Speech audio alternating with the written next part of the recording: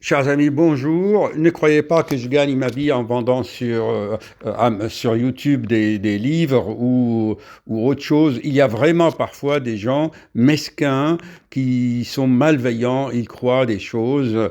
Non, regardez, chers amis, regardez, qu'est-ce que vous voyez? 0 euros. C'est sûr que le format papier, euh, ça c'est l'imprimerie qui fait, et le papier, bien sûr, ça vient des arbres, ça vient de la nature, ça demande une fabrication, et donc c'est fait par des ouvriers français, des imprimeries françaises. Donc ça demande quand même un certain coût. Mais c'est des livres en fait qui ont 600 pages, euh, 700 pages. Alors, n'oubliez pas, s'il vous plaît, de vous abonner, de diffuser cette connaissance. Il faut que j'ai au moins 1000 abonnés pour que la connaissance soit diffusée. C'est simple. Mon objectif, c'est d'aider vraiment la jeunesse actuelle. Je vais vous montrer ce qui s'est passé grâce à l'intelligence artificielle, ce qui s'est passé hier soir sur une terrasse de café au centre de notre ville. J'étais là, tranquille, en train de boire un verre. Et puis à côté de moi, il y avait deux jeunes femmes de la trentaine. Ils n'arrêtaient pas de discuter. Et quelques mots, ils ont résonné à moi. Je me suis dit, tiens, ils parlent beaucoup de médecine, ces deux jeunes femmes-là. Et en partant, je leur dis, excusez-moi, j'ai entendu que vous prononcez beaucoup de mots médicaux. Qu'est-ce qui se passe? Ah bon, bah, on est infirmière. Voilà. Et il y en a un qui m'a dit, euh, ma vie, c'est de la merde. Et là, j'ai appliqué la méthode de coaching, j'ai demandé à l'intelligence artificielle de reformuler ce que j'ai dit, bien sûr, en style français, quoi, parce que le français, ce n'est pas ma langue maternelle. Et voilà l'intelligence artificielle, ce qu'il a dit. On fait une pause. Donc, je fais cela en temps réel avec vous. J'ai sélectionné le texte, sa réponse, hein, et là, il dit lire à haute voix. Voyons si ça va marcher. Allez-y. En effet, votre instinct de vouloir comprendre ce qui l'a poussé à dire cela aurait pu ouvrir un dialogue constructif. Face à une telle déclaration, plutôt que de réagir directement en donnant des conseils ou un exemple personnel, une approche de coaching ou de programmation neurolinguistique, PNL, aurait consisté à creuser pour mieux saisir la situation en posant des questions ouvertes et empathiques. Voilà. Une bonne manière de commencer aurait été, comme vous l'avez pressenti, de lui dire quelque chose comme ⁇ Qu'est-ce qui vous fait dire cela? Pouvez-vous m'expliquer un peu plus ?⁇ Cette question non seulement montre que vous l'écoutez, mais elle lui donne aussi l'espace nécessaire pour exprimer ce qui se cache derrière ce sentiment. Ensuite, vous auriez pu explorer avec elle des événements concrets ou des pensées récurrentes qui renforcent cette perception négative. En PNL, l'idée est souvent de découvrir les schémas de pensée sous-jacents pour pouvoir ensuite les reprogrammer en quelque sorte. Par exemple, une fois qu'elle vous aurait décrit un moment ou un aspect de sa vie, vous pourriez l'aider à voir comment elle interprète cette situation et comment elle pourrait envisager un autre angle de vue. Pour conclure, il aurait été intéressant de reformuler ce qu'elle a dit d'une manière plus positive.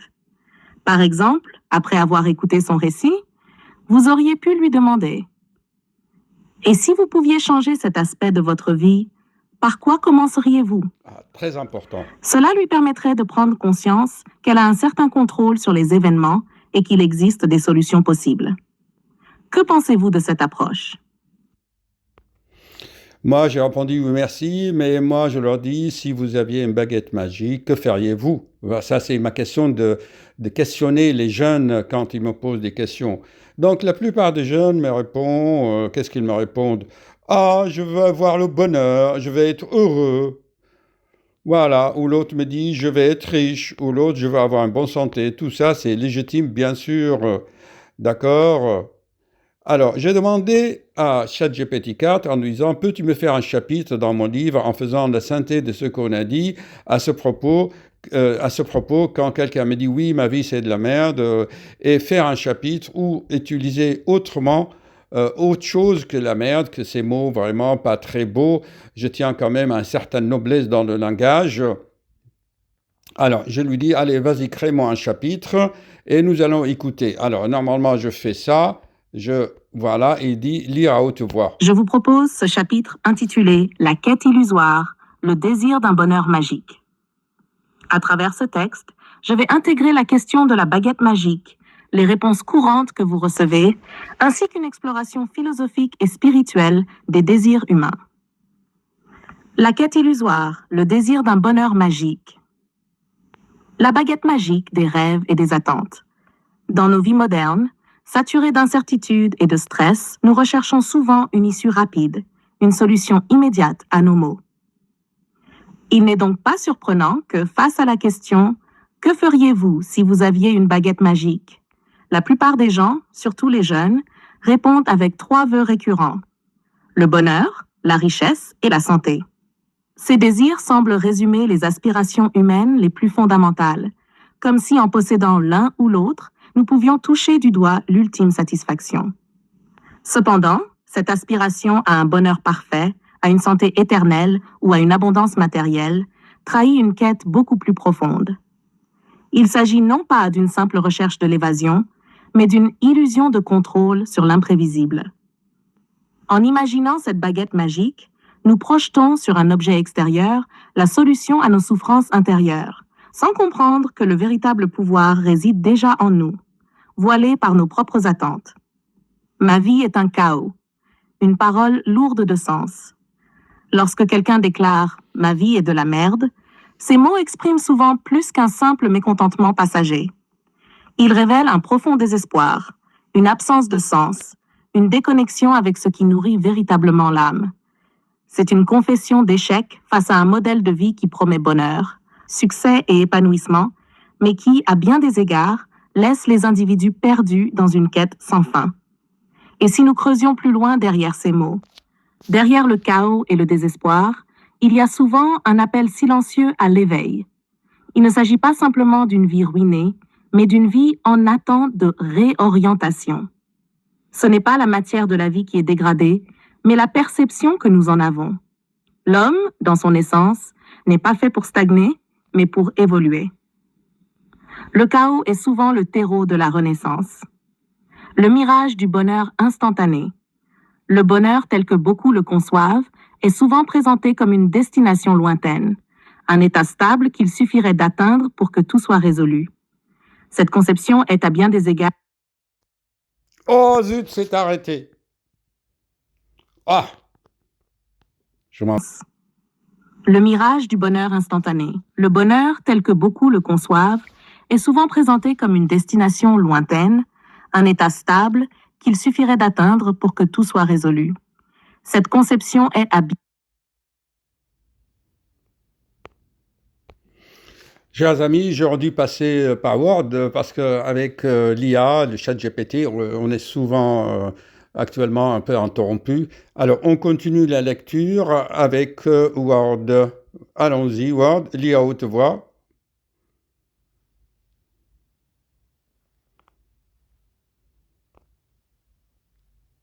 Le mirage du bonheur instantané.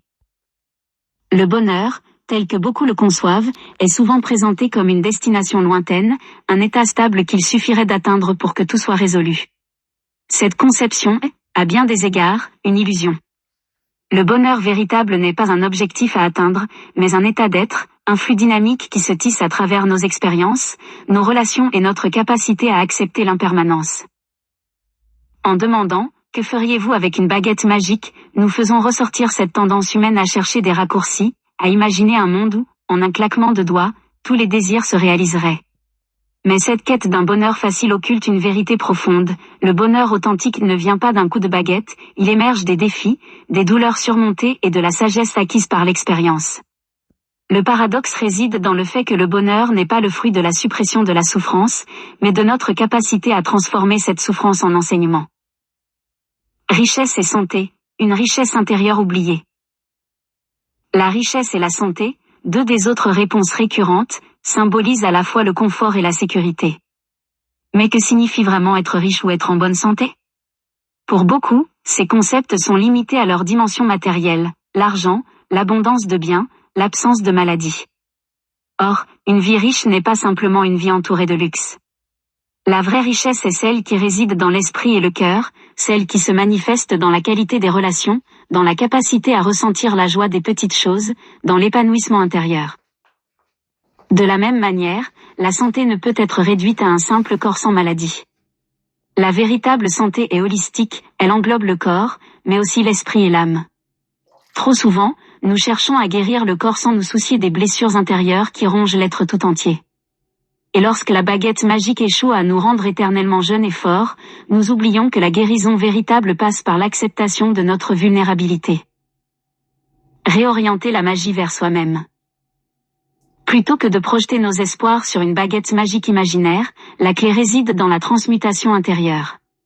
L'homme possède déjà en lui les outils pour transformer sa réalité, mais ces outils nécessitent du discernement et une volonté de s'engager dans une véritable introspection.